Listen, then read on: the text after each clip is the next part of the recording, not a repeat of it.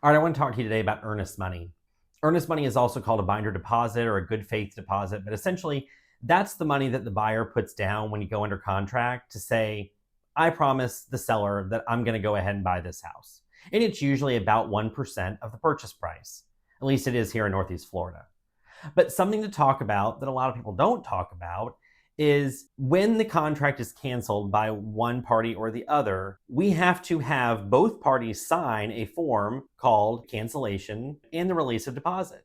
And every once in a while, one of our friends in the real estate transaction decides that they're going to be a pain in the ass and they're going to dig their heels in. And even though they know that they aren't entitled to that money, whether it's the buyer or the seller, they know that the other party should get it, and there's no question in anybody's mind, they decide to dig their heels in, and I'm not going to sign that form. Well, guess what? When you don't sign that form because you're being a big butthole, chances are that neither one of you are going to get anything. And if you do, it's going to be a whole lot less than the actual binder. And here's why.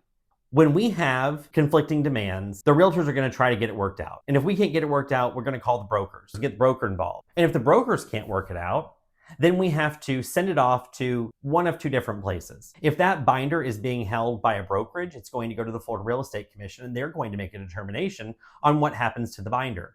And if the binder is being held at a title company, which is the case in the majority of instances, it's going to go to interpleader at the state.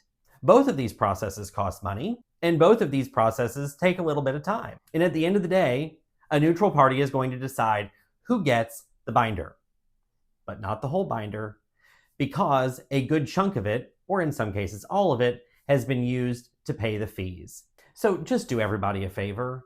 If you're wrong in the real estate transaction and you really don't deserve the binder, don't be a pain in the ass. Just give it to the people who deserve it so we can all move on. But if you're a buyer, just understand that when you go in on a deal, nothing is guaranteed with regard to that binder. And that's your PSA for today. Number one, don't be a butthole. Number two, know what's going to happen to your money when you put it up for a house.